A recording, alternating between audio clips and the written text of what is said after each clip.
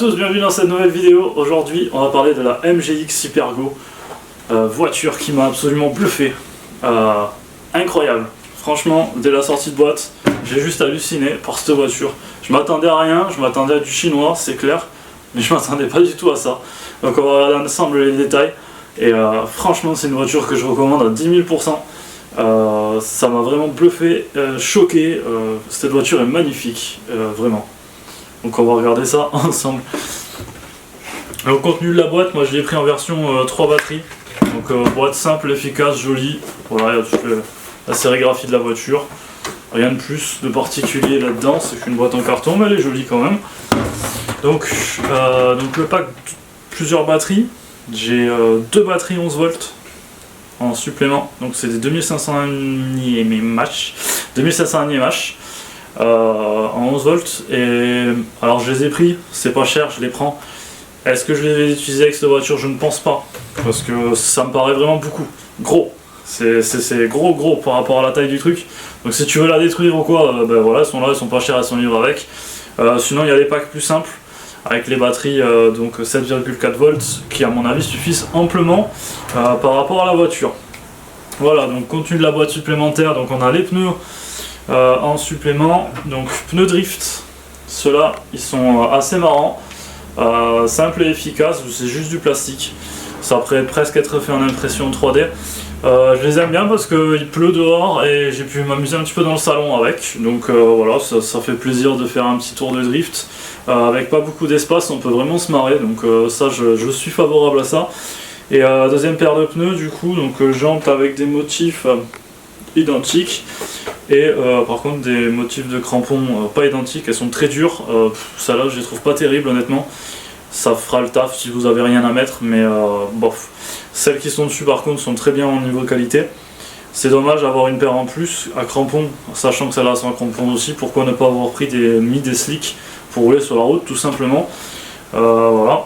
Donc les pneus qu'il y a à l'heure actuelle dessus sont les pneus qui sont montés de base, je les trouve vraiment très bien. Ils ont un bon grip, ils sont un peu souples, ils sont super agréables. Ça va super bien comme pneus.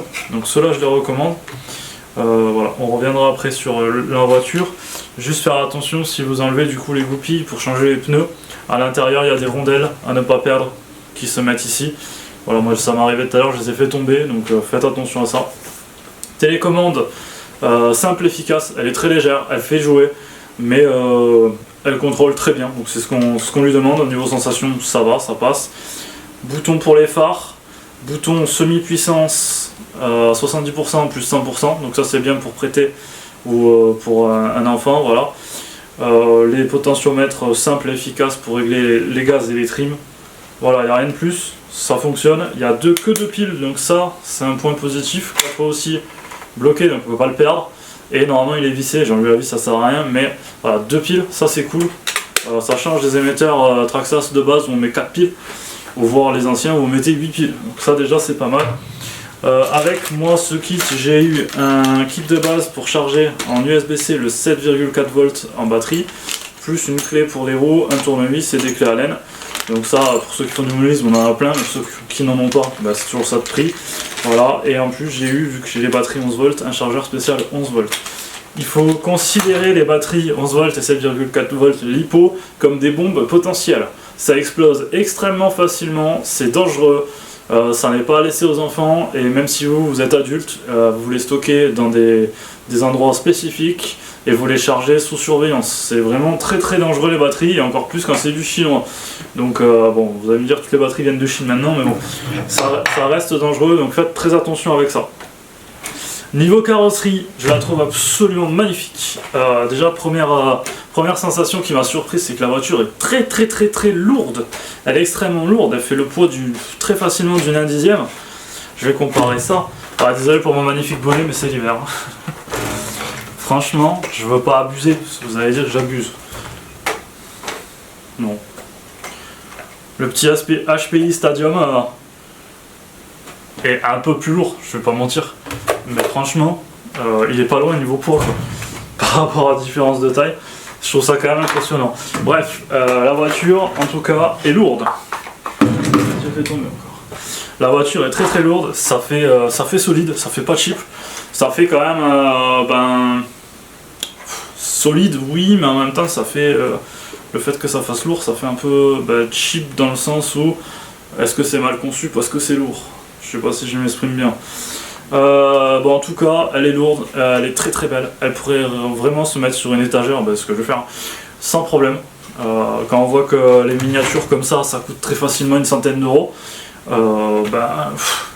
pourquoi pas prendre ça et s'amuser avec à la conduire de temps en temps. Niveau comportement, elle est super agréable, elle se couche sur les freinages un petit peu comme une vraie.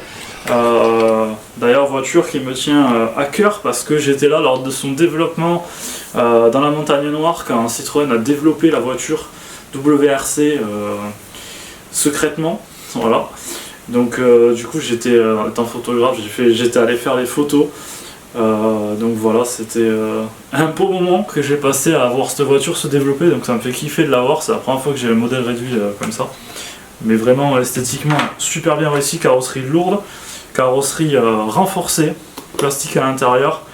Voilà, on a des renforts, on a les systèmes de phare, le branchement par contre que je trouve très mal foutu et pas pratique parce qu'en fait il faut le brancher à chaque fois sur le récepteur. Il n'y a pas beaucoup de câbles, on a tendance à ouvrir sans réfléchir et bam on tire dessus. C'est pas pratique, moi j'ai pas trouvé ça pratique. Mais par contre le système de phare est absolument exceptionnel. Je le trouve vraiment super bien fait. Voilà, c'est toujours pareil, chez Traxxas on va trouver un système de phare pour le TRX4 par exemple, pour le crawler. Je crois que ça coûte une quarantaine d'euros, rien que le système de LED qu'on va mettre dedans. Donc voilà, quand on compare les prix c'est hallucinant quoi. Donc la voiture du coup d'origine est avec sa batterie dedans qui est la 7,4 volts. On a le récepteur au milieu, le gyroscope, donc ça aussi c'est pareil, avoir un gyroscope là-dessus c'est vraiment super agréable. Donc il va permettre de contrôler les trajectoires si vous ne connaissez pas en virage ou en drift, qui permet d'avoir une meilleure qualité de conduite.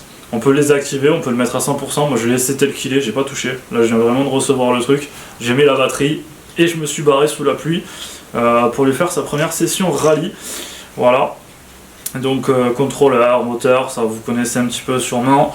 Le point négatif que je lui donnerais c'est le ventilateur du moteur qui n'a pas de protection. Donc problème numéro 1, même en étant adulte on risque vite d'y mettre les doigts dedans puisque ça dépasse de la carrosserie de protection. Et pire si vous avez un ado, un enfant, voilà, c'est un peu chiant s'il manipule, c'est toujours un peu chiant. J'ai la protection du coup qui se met dessus. Je viens d'y mettre un petit coup de peinture en rouge. J'avais une peinture qui traînait donc ça m'a fait kiffer de mettre un petit coup de peinture rouge, comme ça sera plus discret à l'intérieur. Il y a la protection, je ne l'ai pas trouvé super utile. Là j'ai vraiment roulé dans la pluie, les graviers, j'en ai mis plein la gueule direct. Il y a tout qui est rentré en fait sur les côtés. Ça allait bloquer ma direction, on le voit sur la vidéo. Ça allait bloquer le cerveau de direction, donc rien de grave, c'est juste un caillou, je l'ai enlevé. Mais aller mettre les doigts dedans quand c'est tout trempé, tout pourri, c'est un peu chiant. Et du coup, voilà, je l'ai pas trouvé super utile en termes de protection, il est un peu ouvert sur les côtés. Ça aurait été bien de le scratcher pour que ça tienne vraiment. Après je chipote, je cherche les points voilà, de problème. Les suspensions d'origine sont super bien faites, elles sont nickel, il y a de l'huile dedans, ça répond bien. La direction pour être mieux. On peut changer le cerveau, je pense, pour avoir un meilleur cerveau. C'est les petits cerveaux, du coup, on a un 14e. Ça, c'est, voilà, si on veut améliorer un petit peu le truc, je pense qu'un cerveau de direction, ce serait le premier truc à changer. On a les cardans homosymétriques devant-derrière, donc ils sont fixés avec des goupilles, donc ça c'est top. Ça tient. On a un bon répondant, le différentiel avant est un petit peu plus dur que le différentiel arrière, donc c'est nickel pour la conduite. Ils sont en métal. Je démonterai pour les graisser autre vidéo, mais dans l'idée c'est top, ça bouge pas. Les protections de pare-choc du coup avant et arrière avec les diffuseurs qui vont se poser pile sur la carrosserie. Petit châssis métal, astuce, je l'ai protégé avec du scotch américain, voilà, pour juste éviter les rayures un petit peu. En tout cas quand c'est neuf, j'essaye de le protéger au moins un petit peu sur les premières sorties. Mais voilà, à savoir que les pièces sont absolument pas chères du tout.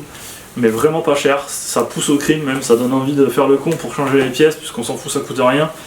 C'est accessible, ça coûte pas cher et les options aussi sont super accessibles, super disponibles. On peut la mettre en full alu, on peut se faire des kiffs pas possibles. Donc c'est un châssis vraiment que je trouve merveilleux, je suis content d'avoir investi là-dedans, je le regrette pas du tout, même si honnêtement je m'attendais à rien. Et j'en suis super content. et je le ferai évoluer je pense dans l'avenir. Voilà, j'espère que cette vidéo vous aura plu. Je vous laisse avec quelques petits plans de conduite.